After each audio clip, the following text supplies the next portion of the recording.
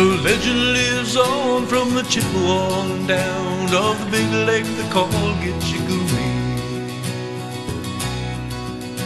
The lake, it is said, never gives up her dead when the skies of November turn gloomy. With a load of iron ore 26,000 tons more than the EDMUND FITZGERALD weighed empty. That good ship and crew was a bone to be chewed when the gales of November came early. The ship was the pride of the American side, coming back from a mill in Wisconsin. As the big freighters go, it was bigger than most, with the crew and good Captain well seasoned, concluding some terms and a couple of steel furs when they left fully loaded for Cleveland. Then later that night when the ship's bell rang, could it be the north wind they'd been feeling?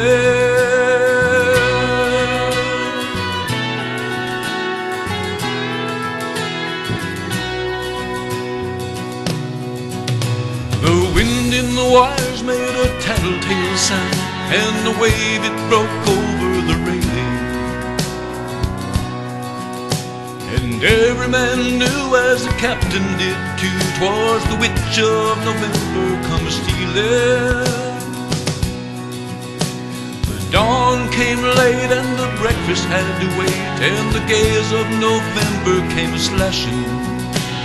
When afternoon came, it was freezing rain in the face of a hurricane west wind.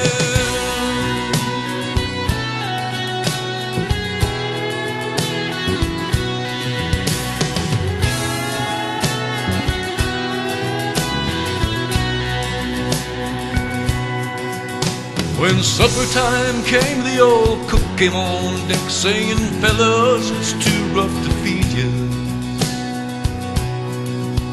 At 7 p.m. the main hatchway caved in. He said, "Fellas, it's been good to know you." The captain wired in, he had water coming, and the good ship and crew were in peril. Later that night, when his lights went out of sight, came the wreck of the EDMUND FITZGERALD.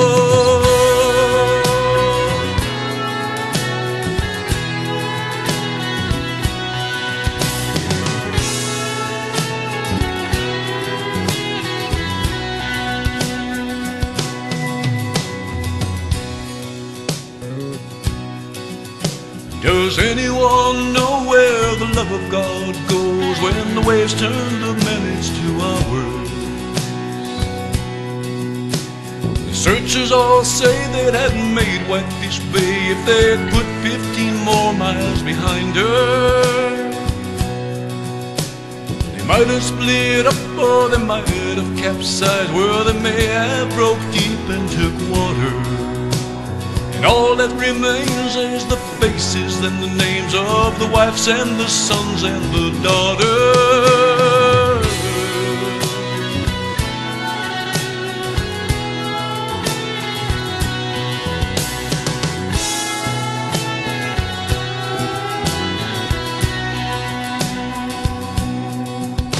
Lake Huron rolls superior saints in the room of her ice-water mansion.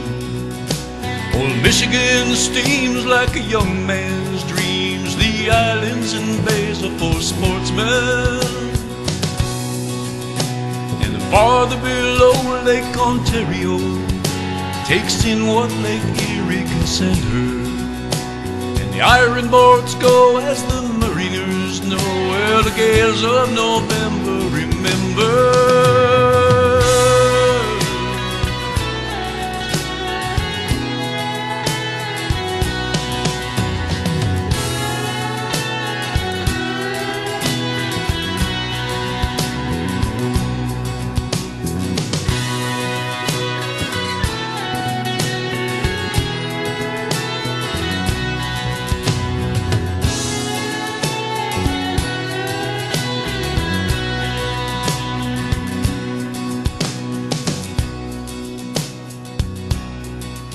In a musty old hall in Detroit they prayed in the Maritime Sailors Cathedral. Church bell chimed till it rang 29 times for each man on the EDMUND FITZGERALD.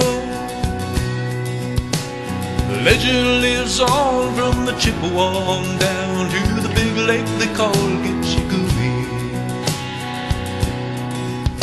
Superior, they said, never gives up for dead when the gales of November come early.